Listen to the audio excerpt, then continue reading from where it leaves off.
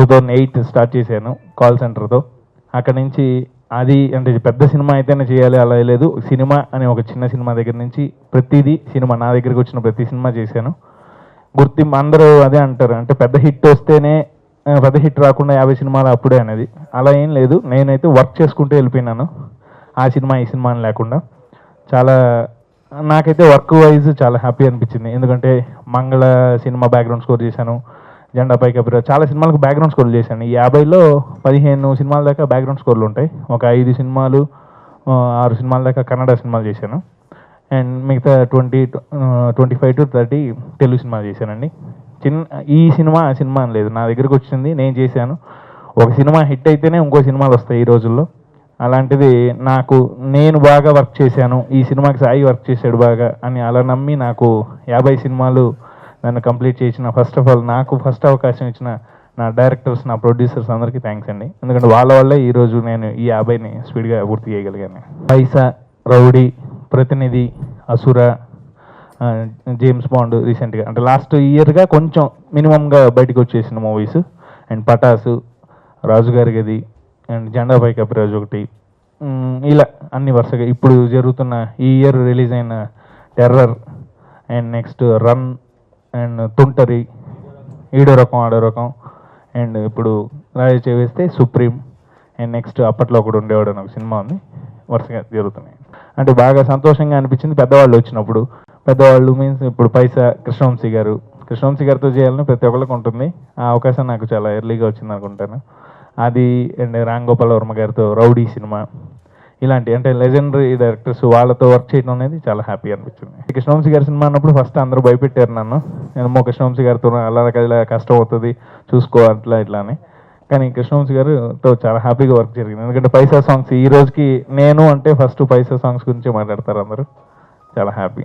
ఇప్పుడు కృష్ణవంశీ గారితో నాకు ఎప్పుడు అంత టైట్గా అమ్మో టెన్షన్ పెట్టేస్తారు అలా ఎప్పుడు జరగలేదు, హ్యాపీగానే వర్క్ చేశాను. మెయిన్ ఫస్ట్ ఆఫ్ ఆల్ నేను వర్క్ ఎక్కువ ఇంట్రెస్ట్గా చేస్తూనే ఉంటాను కాబట్టి మీకు తెలుసు, అందుకనే బాగా జరిగింది. నా సినిమాలు బయటికి బ్యాక్గ్రౌండ్ స్కోర్ వెళ్ళినవి ఇప్పుడు దాకా లేదు. బయట సినిమాలు బ్యాక్గ్రౌండ్ స్కోర్ అంటే ఇప్పుడు నేను చేసిన సినిమాల్లో బ్యాక్గ్రౌండ్ స్కోర్ బాగుంటాం వల్ల ఇప్పుడు సంథింగ్ పటాస్, అసుర, అండ్ ఇలాంటి మెయిన్ రాజుగారి గది, హర్రర్, ఇలాంటి మూవీస్ వచ్చినప్పుడు ఏంటంటే ఆ మూవీ జానర్స్ మళ్ళీ ఎవరైనా తీసుకుంటే బ్యాక్గ్రౌండ్ స్కోర్ తను చేస్తే బాగుంటుంది అన్నట్టుగా అలా వచ్చారు. పైసా చేసినప్పుడు నాని గారుతో పరిచయం, అలా నాని గారు జెండాపై కపిరాజు మళ్ళీ తెలుగు వెర్షన్కి వచ్చేటప్పటికి మన తెలుగు ట్రెడిషన్ కొంచెం ఈ స్టైల్ ఉండాలి బ్యాక్గ్రౌండ్ స్కోర్ని జెండాపై కపిరాజు నాకు తెచ్చిచ్చారు. నా ప్రతి సినిమాలో మీరు చూసుకుంటే ఒక పెద్ద సింగర్తో పాటు ఒక చిన్న సింగర్ ఎలా కాంబినేషన్ సెట్ చేస్తానంటే ఒక డ్యూయట్ ఉంటే పెద్ద సింగరు మన సింగర్ ఒకళ్ళు, అలా అందరినీ. ఎందుకంటే అందరూ ఇక్కడ వాళ్ళు కూడా చాలామంది టాలెంట్స్ ఉన్నారు, వాళ్ళందరినీ కూడా మనం చేయాలి, ఎంకరేజ్ చేయాలి. ఇప్పుడు నా దగ్గర ట్రాక్స్ పాడే వాళ్ళందరికీ నేను మెయిన్ సాంగ్స్ ఇచ్చాను. ఇప్పుడు నా పెద్ద సినిమాలో ఇప్పుడు రాజు చేస్తే సుప్రీంలో అన్నిట్లో నా దగ్గర ట్రాక్ సింగర్స్ అందరూ మెయిన్ సాంగ్స్ పాడున్నారు. మెయిన్ అది నాకు డైరెక్టర్స్ ఒప్పుకోవటం నా కోసం ఇలా జరగడం వల్ల వర్కౌట్ జరుగుతుంది. 50 సినిమా అనేది మేము కౌంట్ చేసుకుంటే లాస్ట్ తెలిసిందండి, ఎందుకంటే అప్పటికే వర్క్ అయిపోయింది. అలా స్పెషల్ కేర్ ఏం లేదు, ఆ సినిమాకి ఎలా వర్క్ చేయాలి, పెద్ద బ్యానర్స్ అందులో వాళ్ళు పెట్టే క్వాలిటీ కానండి దానికి తగ్గట్టుగా ఆ సినిమా బాగా హైప్లో వర్క్ చేసాము. చేస్తే బ్యాక్గ్రౌండ్ స్కోర్ కొంచెం డిఫరెంట్ బ్యాక్గ్రౌండ్ స్కోర్ అండి, కొంచెం అంటే ఓన్లీ కొంచెం పాత రాజా గారి స్టైలు అలా అనుకొని వర్కౌట్ చేసాం. దాంట్లో ఒక సాంగ్ కూడా చూడరా అని పిల్లల సాంగ్ కూడా చేసాం, అది కూడా చాలా మంచి రెస్పాన్స్, ఆ సాంగే మంచి హైలైట్ అయింది. కొంచెం ఆర్కెస్ట్రేషన్ కొంచెం ఓల్డ్ 80s అలాంటి ఆర్కెస్ట్రేషన్ పెట్టి చేశాను. బ్యాక్గ్రౌండ్ స్కోర్ అయితే full length out and out కమర్షియల్గా ఉంటుందండి బ్యాక్గ్రౌండ్ స్కోర్. పరదవిత్ గారితో actually first cinema Shankara start అయింది, దాని తర్వాత ప్రతినిధి కంటిన్యూషన్, అంటే తనకి నా వర్క్ ఆయనకి నాకు సింక్ అవటం, ఆ లెక్కలో కంటిన్యూషన్లో ఆయన మూవీస్ అన్నిటికీ నేను చేస్తూ వచ్చాను. ఫుల్ లెంత్ లైవ్ ఆర్కెస్ట్రా చేస్తాను సార్, ఇప్పుడు రాజు చేస్తే full length live orchestra. Main movies అన్నిటికీ నాకు వర్కౌట్ అయిన వరకు నేను ఫుల్ ఫ్లెడ్జ్డ్గా లైవ్ మీదే ఎక్కువ బేస్ అయ్యాను. బికాజ్ నేను బేసిక్గా నేను రిథమ్ ప్లేయర్ని కాబట్టి, నేను లైవ్ ప్లేయర్ని కాబట్టి లైవ్ ఇన్స్ట్రుమెంట్స్ మొత్తం చెన్నై వెళ్ళి వర్క్ చేసుకొని వస్తుంటాను. సినిమాకి ఎంతవరకు వర్కౌట్ చేయాలో అంతవరకు కరెక్ట్గానే వర్కౌట్ చేశాను. ఎందుకంటే స్పీడ్ వల్ల హడావుడిగా చేసేయటం అలా ఎప్పుడు లేదు, అలా చేస్తే మళ్ళీ మనకి నెక్స్ట్ మూవీ రాదు. ఎప్పుడైనా డేట్ రిలీజ్ అనౌన్స్ అయిపోయినప్పుడు మనం ఇంకా హడావుడి అయిపోతుంది, ఎందుకంటే ఆ హడావుడి తగ్గట్టు ఇంకేం లేదు. అంటే మీరు అడిగినట్టు ఒక 100లో కనీసం ఒక 2% అని క్వాలిటీ తగ్గుతుంది హడావుడి వల్ల. మనం ఎక్స్పెక్ట్ చేయలేదు, లాస్ట్ ఇయర్ పటాస్ హిట్ అవుతుంది, రాజుగారి హిట్ అవుతుంది, మినిమం హిట్స్ అసుర, జేమ్స్ బాండ్ ఇలాంటివన్నీ మనం ఎక్స్పెక్ట్ చేయనివి. ఇప్పుడు ఈ సినిమా చిన్న సినిమా నేను చేయలేను అని అలాంటిది ఏం లేదండి. నాకు మంచిగా అనిపించింది, నాకు పర్లేదు చెయ్యొచ్చు అనిపించిన ప్రతి సినిమా చేసుకుంటూ వెళ్తున్నాను. వస్తుంది ఒక పెద్ద సినిమా కోసం వెయిటింగ్.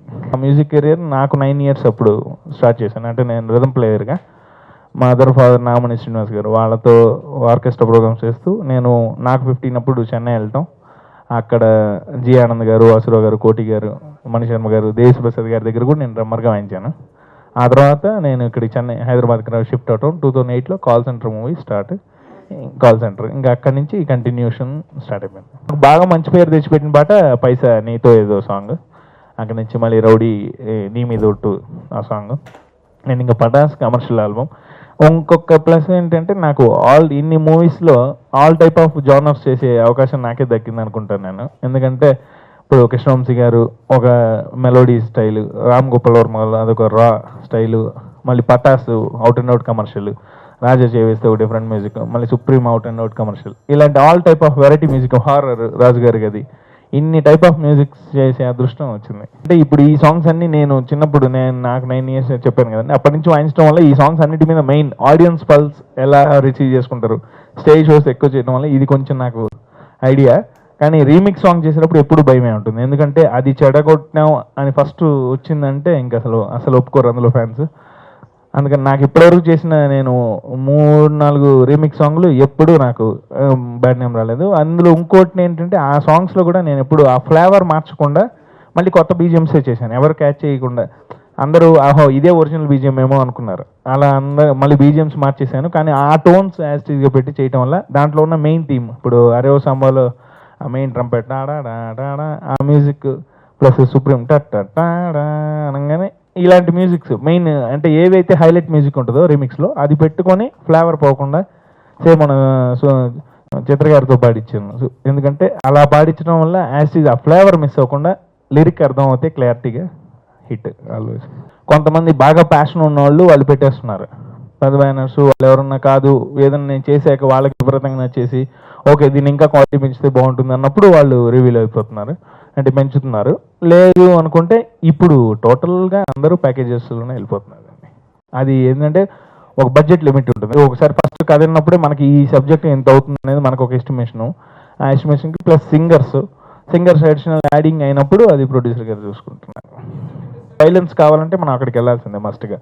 ఇప్పుడు పెద్ద సినిమాలన్నీ ఇప్పుడు రాజా చేసేకి వాడాను 40 వైలెన్స్ వాడాను, 40 members ఇక్కడ లేరు వైలెన్స్, మస్ట్గా మనం అక్కడికి వెళ్ళాల్సిందే. ట్రంపెట్స్ ఇప్పుడు ఇక్కడ ఉన్నారు, అక్కడ షిఫ్ట్ అవుతున్నారు వాళ్ళే ప్లేయర్సే. అందుకని ఏంటంటే ఇంకా ఆ షఫిల్ అయితే ఉంది. ఇంకా ఇక్కడ పర్మనెంట్గా అంటూ మ్యాక్సిమం ఉన్న వరకు మేము అన్నీ ఇక్కడే యూస్ చేస్తున్నాం. ఇప్పుడు సోలో వైలెన్స్ కానీ, ఫ్లూట్ కానీ, కోరస్ కానీ మొత్తం ఇక్కడే ఉన్నారు. మెయిన్ ఒక సెక్షన్ కావాలంటే అది చెన్నై.